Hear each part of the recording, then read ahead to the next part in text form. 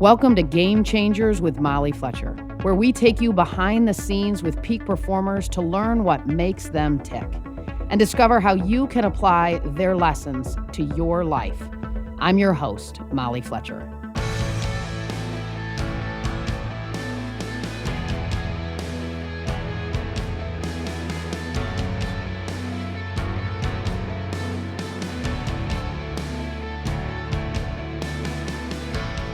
Confidence. We all want it. We all need it.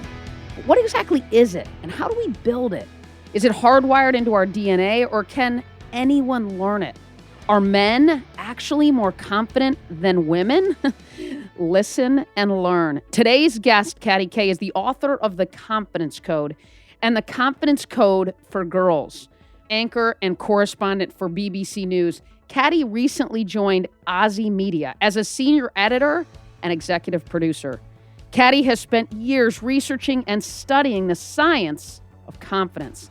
In our conversation today, we look at how a lack of confidence impacts our leadership, success, and fulfillment, and what we can do to channel our inner confidence instead. It's a conversation about trading perfectionism and people-pleasing for action, for risk-taking, and for failing fast, and the confidence we create when we do.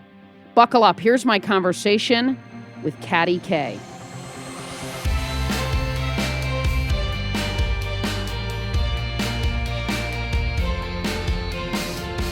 So, Katty, before we dig into today's topic, confidence, tell our listeners a little bit about your background, your career as a journalist, all of that. So, I left university with a rather lovely but probably not very useful degree in the business world in medieval French and Italian literature. So I read Dante, which was nice, but doesn't get you terribly far when it comes to applying for a job. And I actually left university and thought I wanted to become a development economist. So I went and worked for the Bank of England for a while on their graduate trainee program because I thought that would teach me the basics of economics. And after working there for about a year, I decided I disliked them as much as they disliked me. And we parted ways. And I actually went to work for an aid agency in Zimbabwe. And I was in Zimbabwe working for an aid agency, and a friend of mine who worked for the BBC came to visit, and he had a little tape recorder. And he said, "My God, this is crazy, Katty. There's so many great stories here. This is how you press play and record, and you should be doing stories for the BBC." And so that's how I started. And I worked in Africa. I worked in the UK. I went and worked in Japan for a while, and then I came to the States. But it was, that I think in a way that was, Molly, an extension of my itinerant background because my dad was actually a diplomat, and I moved all over. I went to 6 different schools in 5 years in 3 countries in 2 languages. So I moved all over the Middle East growing up. And I think I just carried on doing that. But then I came to the States in the mid-90s and stayed. Thought I was coming for 3 years, and 20 odd years later, I'm still here. Katty, what was the jolt, sort of the inspiration for you writing The Confidence Code? It's interesting that I write with my co-author, Claire Shipman, and I love working with somebody on books. I mean, partly it keeps you motivated. But I like the collaborative process. It's what I've always enjoyed in broadcast journalism too, is that you're part of a team. And we had written a book that came out in 2009 called Womenomics that really looked at this struggle between career and kids. I mean, this issue of work-life balance that, my God, I cannot believe we still have not solved. So we were both working mothers at that point with much younger children. We had toddlers around the house, and we would meet each other. She was also a broadcast journalist, and we would meet each other at press conferences and have these kind of whispered conversations about how do you do it? How are we going to do this? We want to carry on working, but we also want to have time for our children. And we wrote a book called Womenomics. And during the course of writing that book, which was partly about work-life balance, but really turned into a manifesto looking at all of the evidence about how great women are for the bottom line of companies and the value that women bring to the workforce, we would interview top business leaders, people in the military, in politics, and we would always ask them, how did you get to where you got to? And very often the answer would come back, well, I was just lucky, or I was in the right place at the right time. And it occurred to us we never heard men say that. Successful men will never tell you they're successful because they're lucky or because they were in the right place at the right time. And I think it was a kind of revelation to us that there was something going on around the issue of confidence, because it was certainly not that these women weren't competent, but for some reason they were attributing their success to something outside of themselves. And that's when we started digging into the whole issue of confidence. And we found there wasn't just a confidence gap, there was kind of a confidence chasm when it comes to the workplace. And so, Katty, how do you define confidence, right? And as you leaned into this question, how'd you study it?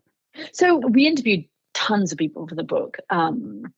Neuroscientists, people who are studying confidence in rats. I did not know that there are confident rats and unconfident rats, Molly, but there you go. There's your fun fact for the day. And psychologists, academics, and we would always ask them, so what is confidence? How do you define confidence? And we would get slightly different versions of the same thing, but the best description of confidence that we ever had was by a guy called Richard Perry, who's at the University of Ohio State University. And he came up with this phrase, confidence is the stuff that turns thoughts into action.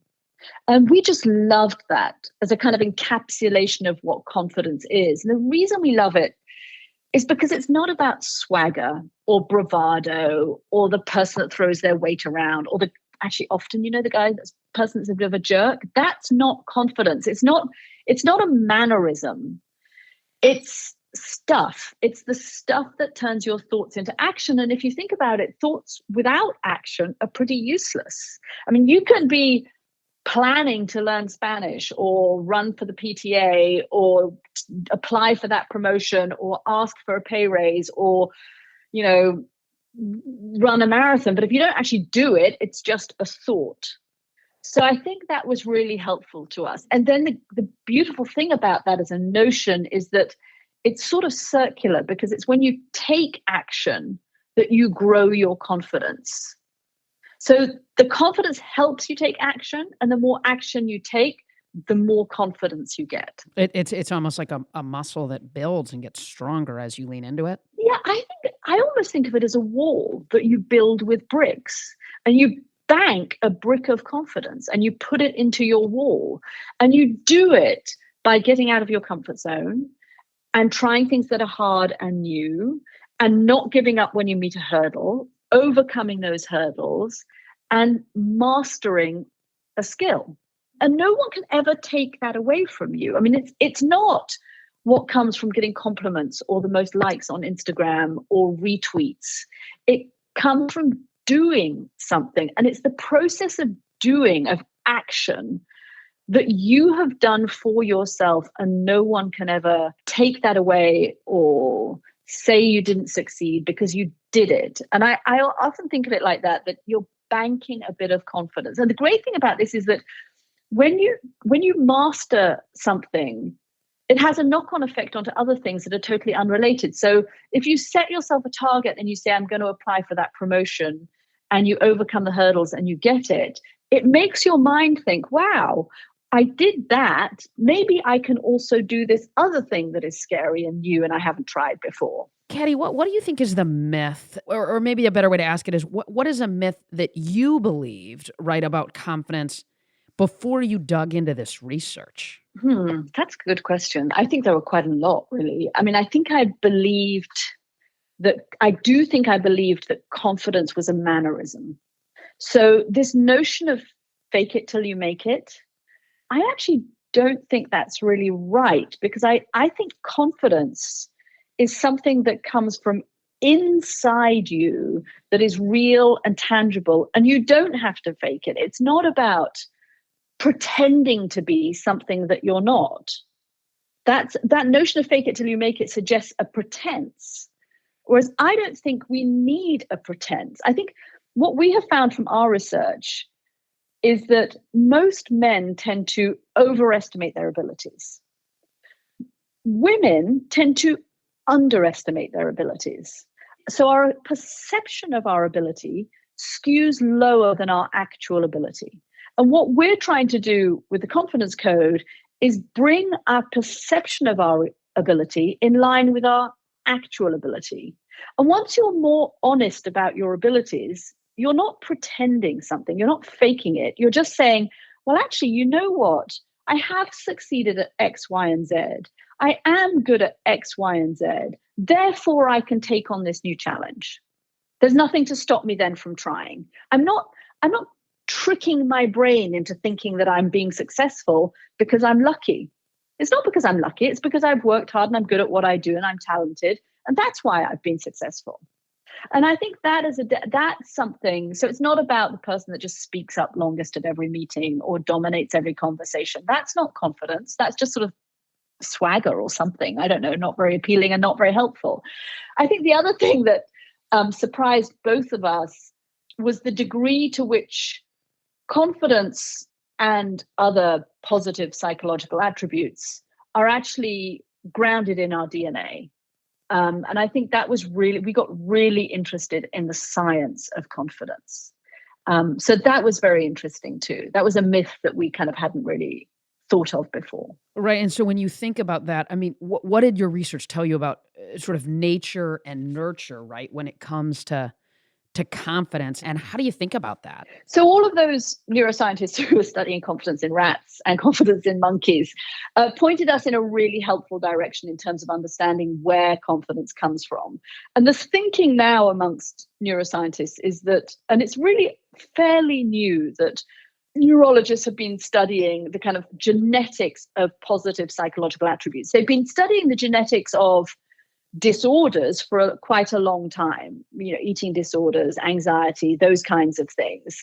But the positive psychological attributes like confidence is fairly new. So our confidence is probably about, and it's a wide range, 25 to 40% genetic. So it's what you're born with. So there really are some people in the world who are just born more confident than others. And we spent a lot of time looking at the different genes that help give us a predisposition to being either confident or the flip side of confidence in neurological terms, which is anxiety, to being anxious. And we even did our own genetic testing and tested, and they're the genes that control the distribution of hormones like dopamine, serotonin, oxytocin. And if you have a gene that regulates those hormones in a very efficient way, you are going to be more predisposed to confidence than you are to anxiety. So we did our own genetic testing for this, which was fun, right? I mean, it's kind of, fun to do it. It's really easy, Molly. You should try it. You spit into a tube and you put it in a FedEx envelope and then you send it off and then you spend 2 weeks in a total cold sweat thinking, oh my God, what's my genetic profile? And here's the funny thing, being such a woman, I sent mine off and thought, well, what happens if my genes aren't perfect? As if that was somehow my responsibility, as if I had any control over my own genes. It was bonkers.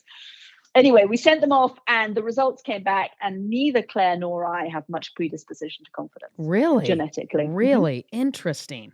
I was going to ask you that, sort of what your own relationship with confidence is, right? I mean, were there times in your life, right, where you felt, I would imagine, more confident or less confident? And now that you've leaned into this research to the scale in which you have, how does that change the way you show up? So that's interesting.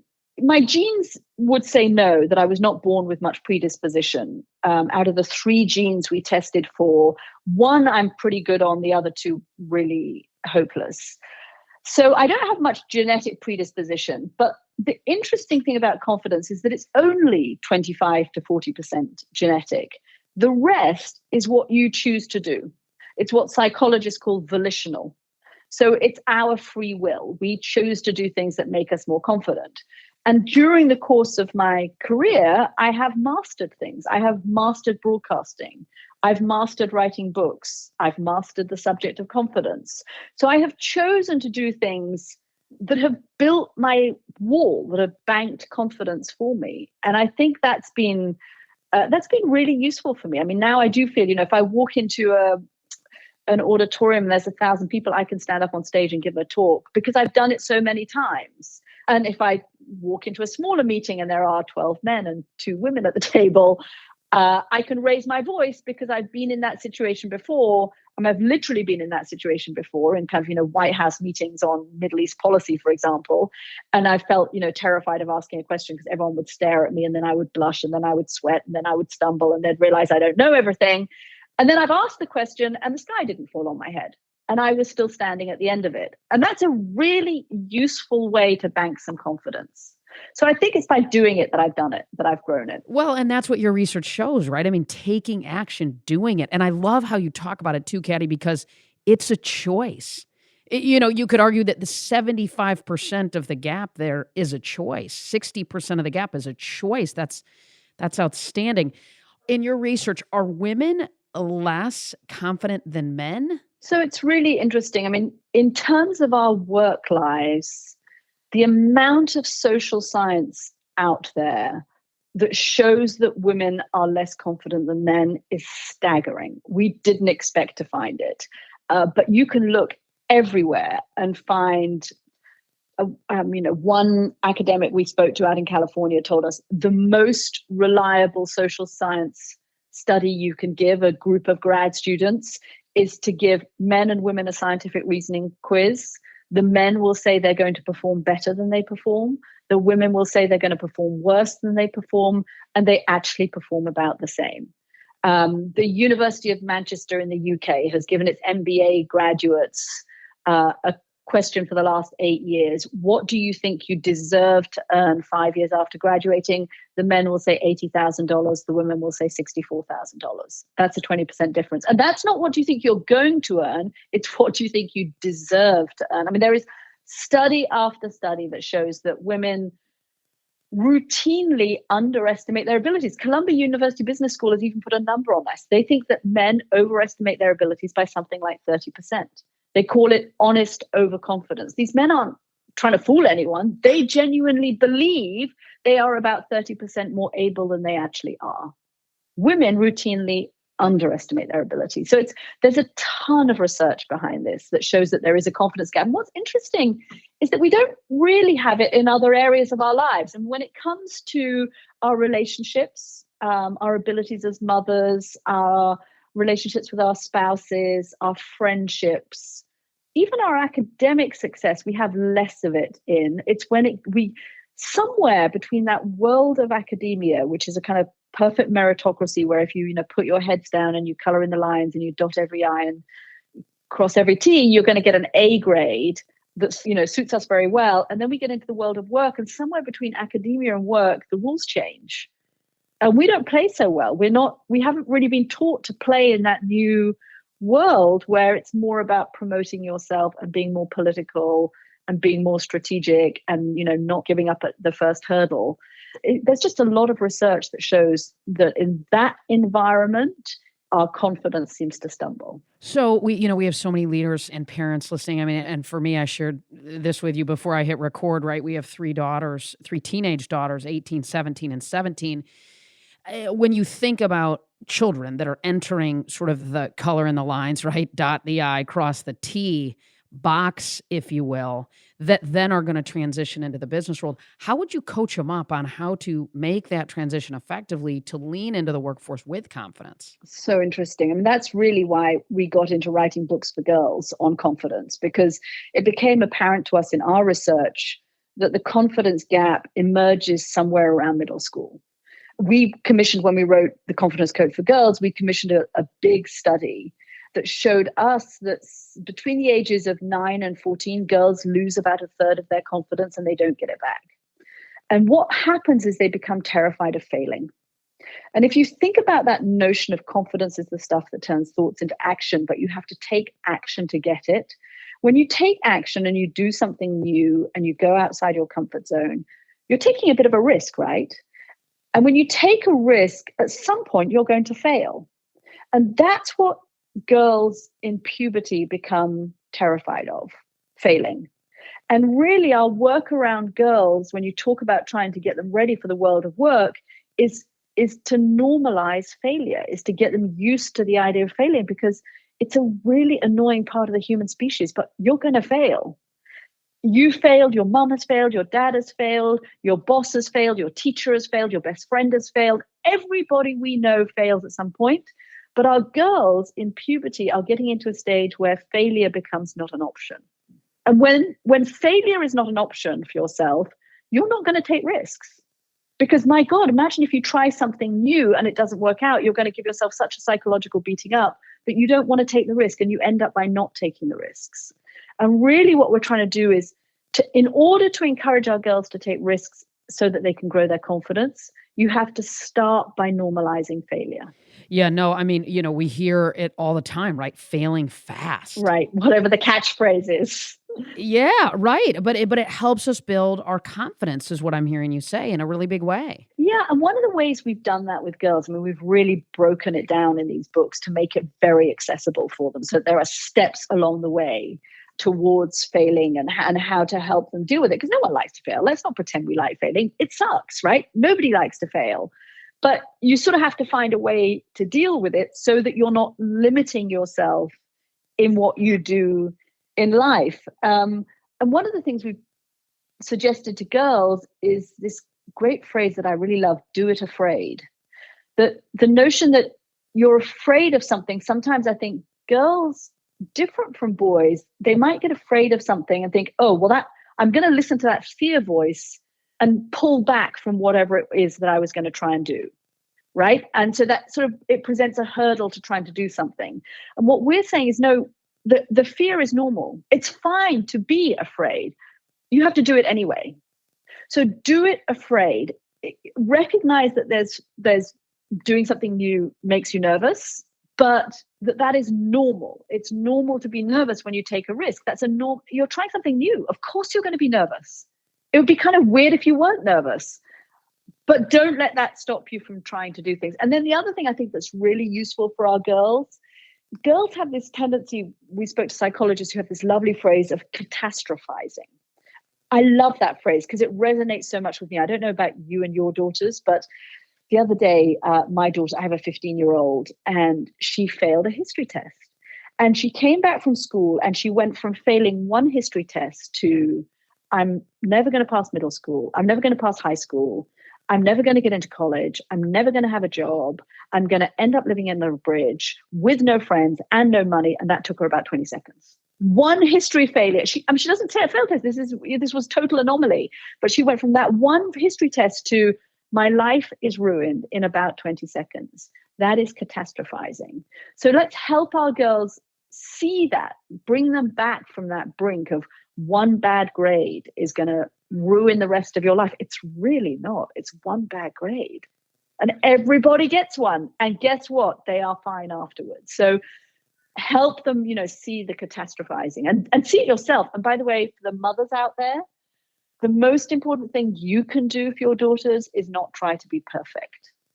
Because perfectionism is a killer of confidence. And your daughters are watching you. If you're trying to be perfect, guess what they're going to try and do?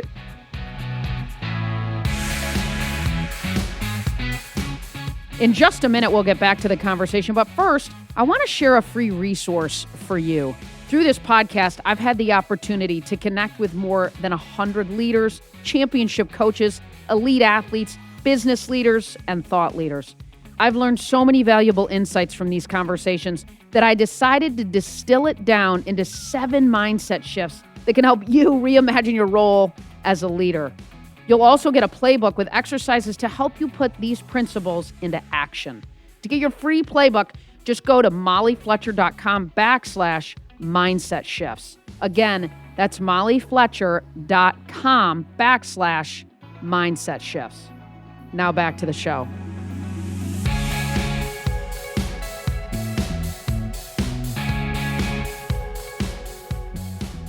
Our girls were, our oldest was 2 and our twins were 1. And I remember I was on the beach in northern Michigan with my mom, who is, one of my greatest heroes. And I remember looking at my mom as my girls were sort of playing in the sand. They were so young. And I said, gosh, Mom, if you could think of one thing, right, that we need to make sure that we instill in our girls as they grow up, what would that be? And my mom looked at me with a whole lot of confidence and said, Molly, confidence. Make sure these girls are confident and they can lean into all kinds of things. And that was a moment that was one that I'll always remember. And since it came from my mom, certainly my husband and I have worked hard to do that. But of course, with your book coming out in 2014 and your guidance, I've been able to lean into that as well. So thank you, just from the bottom of my heart, for the work that you do, because it is so important. And I'm grateful for my mom, who gave me that advice too when our girls were young. So, Katty, I want to ask you, when you think about women in the workplace, right? Confidence, I think, I hear this too, sometimes feels like a double bind, right? Women are supposed to be, we all want to be likable, right? But at the same time, a focus on being liked can be a confidence killer, right? And it can keep us from maybe employing more aggressive strategies from time to time that could maybe help us get ahead. How can you kind of unpack that and help us with that? You've hit on something that we're asked about so often, and you're right. There's totally a double bind. There's a double standard for women, and we all know the research that shows that when women behave like men do at work, they get penalized for it professionally and probably socially too. The woman who speaks up in a meeting is a bitch. The guy who speaks up in the meeting is a leader. And we know that, we see that. And I think the onus is on all of us who are in workplaces and who are in positions that are more senior to call it out every single time, call out that double standard, because I'm not sure the guys even are conscious that they're doing it. And actually, by the way, women too are judging other women. The research shows women are also judging other women by those standards. And I'm not sure that we're even aware of that double standard. So do call it out. But I think one of the things we talk about in the confidence code is acting more, thinking less, don't ruminate so much, but being authentic. There is a real power in authenticity. And I think there is an increasing awareness in the workplace of the power of listening, of the power of vulnerability. There is a different type of leadership model that is emerging. And the last thing I think women should try to do is be like the guys. I mean, it just doesn't work for us. You can't be confident when you're trying to pretend you're somebody else. Think about it. You're putting on somebody else's armor. It's just never going to work because that's not you. So all of the skills that it's recognized now that women bring to the workforce, skills of listening, skills of negotiating, along with crack analytical skills, but high EQ, reading a room, all of those things are valuable skills. We don't want to lose those. Katty, you talk about the magic formula. If you want to be more confident, we have to fill in the blank for us. 3 things: act more, think less, be authentic. And each of those are important. So the acting more is taking risks. The thinking less, this is interesting. We do have a tendency to ruminate. It's so funny when I speak on this subject, this is the moment when every head in the room starts nodding. We have this tendency to, oh my God, I did some tiny thing, didn't go so well. That's the thing I'm going to think about. For girls in school, it can be, was my best friend mad at me? Oh my God, I'm sure my best friend is mad at me. Oh, I'm sure everybody is staring at me. Oh, the teacher seems to be mad at me. And that kind of translates into work too, right? Oh my God, is my boss not happy with me? Have I done something wrong? I mean, why didn't I get this right? So that's the thinking less. Cut that tape, because if you keep ruminating, first of all, it's exhausting, but it's also a confidence killer because it's leading to that people-pleasing perfectionism mindset. And then the authenticity part, I think, is important because we have to be authentic. People have great bullshit radars. And if you're not being authentic, they'll spot it. I love how you talk about going from ruminating to sort of rewriting in the book. And, what are some strategies, and you just sort of touched on this, to keep toxic thinking, or as you call it, negative automatic thoughts. I love how you talk about that. How do women keep that in check? So there's a couple of great strategies for those negative automatic thoughts, which dominate all of us, particularly, it seems to me, in the middle of the night. That's the worst time for them. 2 things. One is the power of 3. So if you are hooked on something that has not gone well, and your mind keeps, going there, you're driving home from work or you're on the bus or whatever it is, and you keep thinking, oh, I wish I'd done that.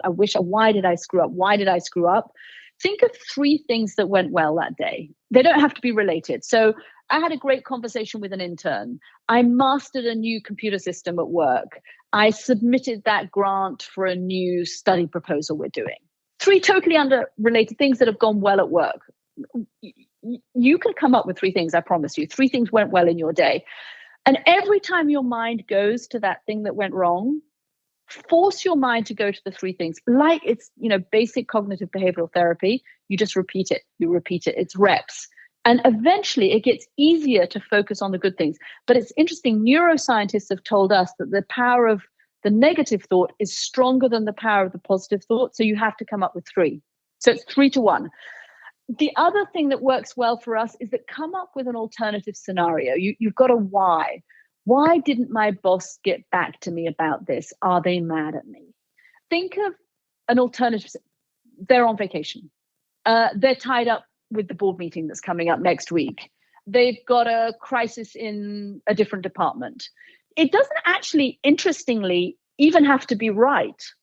Just the brain process of getting your brain to think of an alternative scenario can, in and of itself, relieve the negative automatic thought. It's really interesting how the science behind that works.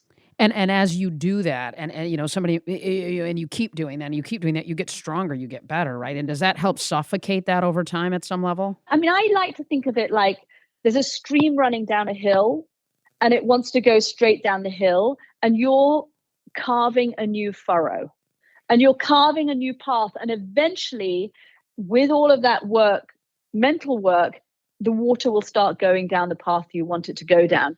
And the science behind this is what's called brain plasticity. It's something that neuroscience scientists are looking at a lot. And the newest thinking in brain plasticity is that our brains are, we see it in our kids, right? Their brains are super plastic. They're always picking things up. You give them a new language, they learn it in 2 months, right? We know that in kids. The newest thinking amongst neuroscientists is that our brains are actually plastic. So malleable and flexible until much later in life than neuroscientists used to think, which is great news for women because it means that we can train our brains to be more confident, you know, much later in life than we thought we could. Well, and some of this stuff feels like it's human, right? I mean, we're talking a lot about women, but I would think, I mean, men have negative automatic thoughts, right? And these things apply to them equally as well, correct? Yes, and we often get men saying to us, my God, you know, we have these moments of doubt too. What's interesting in our research is the reaction to those negative automatic thoughts or to those moments of doubt. For women, those moments of doubt or lack of confidence can tend to act as a barrier to action. They stop us from taking action. Whereas what we have heard from men and from psychologists is that moments of doubt can actually power men to take action. Isn't that interesting? It's almost like a force that pushes them forward. I'm going to power through this moment and take that action. And of course, then they get the benefits of taking the action. You know, I worked with athletes for years, and they're scared to death when they're, when they're on the mound in the 7th inning, having to sit guys down to win a baseball. I mean, they're scared when they step on the line with 2 seconds left to drain free throws, but they step into those moments, and so do women. And the more that we do that, right, the stronger that we get with it. Yeah, and I mean, you know this, Molly, because you've done all the work on it. But there is nothing like team sports for helping our girls grow their confidence. Tell me about that. Well, it's the process of winning and losing. So if you're playing on a soccer team or a basketball team and you have a bad match, you have to get out there in the next game and play again. And so it's that process of mastery that really, really helps. And I think, you know, a lot of our girls, since Title IX, it's got a lot better, but the research suggests that girls are still dropping out of team sports in high school at a rate higher than boys. And just at a time when it could be helping them with puberty and rumination and taking action, unfortunately, they're dropping out. And encouraging our girls to stay in team sports can actually help them be more successful. There's been research done by Ernst & Young in conjunction with the Peterson Institute in Washington that shows there is a direct correlation between women in the C-suite and how long they played team sports in college. And it's that process of you learn to win, which is great for women, but you also learn to lose. And you learn that losing one game isn't the end of the world. You got another game to play. There's another chance tomorrow. Yeah. Get back up, recover. Get back up. What role does confidence play in negotiation, right? Particularly, I mean, for women, but also for men. What role does confidence play? I think it's huge, isn't it? I mean, everybody wants a confident employee or a business partner or somebody that they're doing a deal with. You want to know that person is confident. And there are tricks. There are, short, I talked about, don't fake it till you make it, but there are some little tricks, sit up tall, take a deep breath, rehearse your pitch. All of that projection of confidence is useful in the short run. if you're going into a pay negotiation with your bosses, sitting up tall, breathing well, practicing your voice, practicing your breathing, practicing your pitch, all of that, looking somebody in the eye, nodding, all those little things can be really, really helpful. I think one of the things that we talk about that we find for things like pay negotiations and contract negotiations, it's for women in a sense is to think, what's the worst that can happen if I ask for this pay raise or I apply for this stretch assignment or this promotion or this new job? The worst that can happen is that you don't get it. But even in the process of applying, you've gone through a great mental exercise of figuring out your strengths, writing them down, explaining what your successes have been, putting it on your boss's or your new employer's radar that you're interested in that promotion or that stretch assignment or that pay raise, so that next time around you're already in the running for it. There's really not much downside. That's great stuff. You know, the Confidence Code, it came out in 2014. Would you change or add anything to it now? That's really interesting. You asked me earlier what surprised us, some of the myths. I think that when we started working on the Confidence Code, we thought that younger women in their 20s, would be more confident at that age than we had been in our 20s because there are more role models of women who've succeeded. But actually, we found that's not the case. That younger women today suffer from very similar inability to see their own successes and talents as accurately as they might be able to, from a lack of confidence. And I think that's because whilst it's great, we're telling our younger women, you can be everything. You can be CEO, you can be an astronaut, you can be vice president of the United States. One day you may even be president of the United States. We're getting there. We're telling we're in that respect, we're opening all of these doors for younger women, but younger women are also feeling incredible pressures from social media to be perfect, to have the most likes on Instagram, to have the most retweets, to be, by the way, a perfect, size 2 or 4 because their picture is out there all the time. So I think there's a lot of pressure on younger women at the moment to combine those two things. I can do all of this, but I also have to, by the way, still be doing all of that. And it's a lot. It's a lot of pressure. So what would we change? I mean, the research is still the research. Maybe the social media component, maybe we would look, because obviously that's grown, right? The real impacts on confidence. We did that with our girls' book. We had a whole chapter on social media because we thought it was so important for girls to understand how social media can be a force for good, but boy, it can also be a confidence killer. How do you delineate with your girls sort of that doing your best, right? Chasing sort of that next level, if you will, and continuing to strive and reach, but knowing that it doesn't need to be just perfect? That perfectionism piece for girls and for women, but for girls, I think is we really have to watch it because it's exhausting. They're spending, too many hours revising an essay, too long chasing A grades. And I think some of it is about what we've helped with girls is values. Why are you doing this? Are you doing this because you want that stamp of approval from your teachers, society, your parents? Or are you doing it because it's something that you believe in, enjoy, committed to, and want to do in and of itself for the value of it? And that can be really helpful. But also pointing out that good enough is often okay. Right? I mean, and I think that comes from us as parents. If you're trying to be perfect, your daughter will try and be perfect too. They just are. You're their role model. So point out the times things have not gone well. Point out the times where you decided, you know what, that's good enough. I'm sending it in now, this piece of work, because it's good enough. I'm not staying up till midnight to revise this piece of work and edit it. And you know what? Your male colleagues certainly aren't doing that. So you really don't need to. I love it. Well, my girls have certainly seen me jam it up plenty of times. So that's a good thing, I guess. Yes. Yes. Katty, tell me this. We end with rapid fire. I want to hit you with some quick ones and you just fire back what comes up. What's a book you recommend most often? I love novels. And I read A Gentleman in Moscow recently. I loved that novel. I'm a big novel reader. So I do so much politics in my daytime that I need the escape.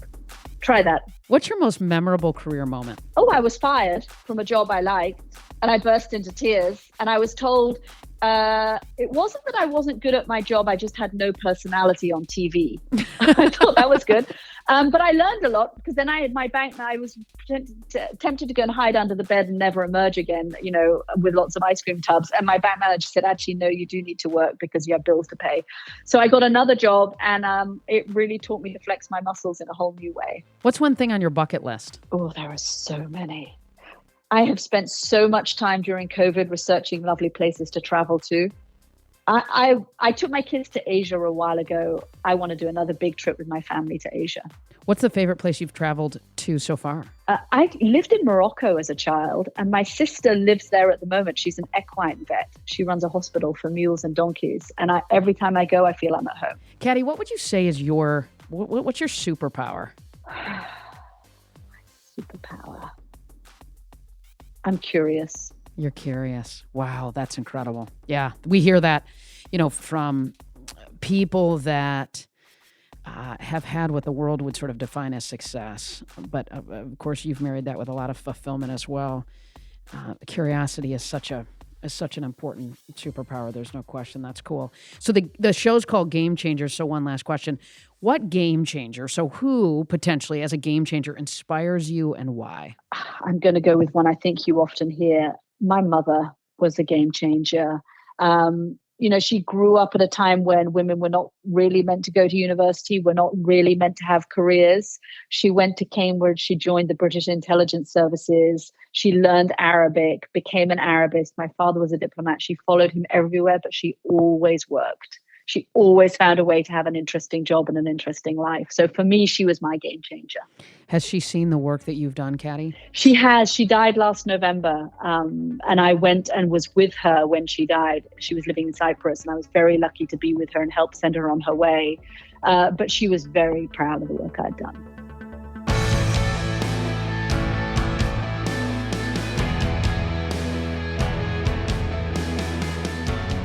Wow, great stuff. I got to tell you, I have always admired Katty's work. I've always admired it. And it is a pleasure and an honor to have spent some time with her and then to share that conversation with you. Here are 3 takeaways that really came up for me during our conversation. Number 1, act more, think less, be authentic. The 3 keys to confidence. Only an estimated 25 to 40% of our confidence is genetic. The rest, it's a choice. Number 2, normalize failure. Want to build confidence? Hey, then fail fast and recover. Perfectionism and the fear of failure is paralyzing, particularly for girls. Number 3, stuck in automatic negative thoughts. Think of 3 things that went well today. And then if you make this a habit, eventually it gets easier to focus on the positive.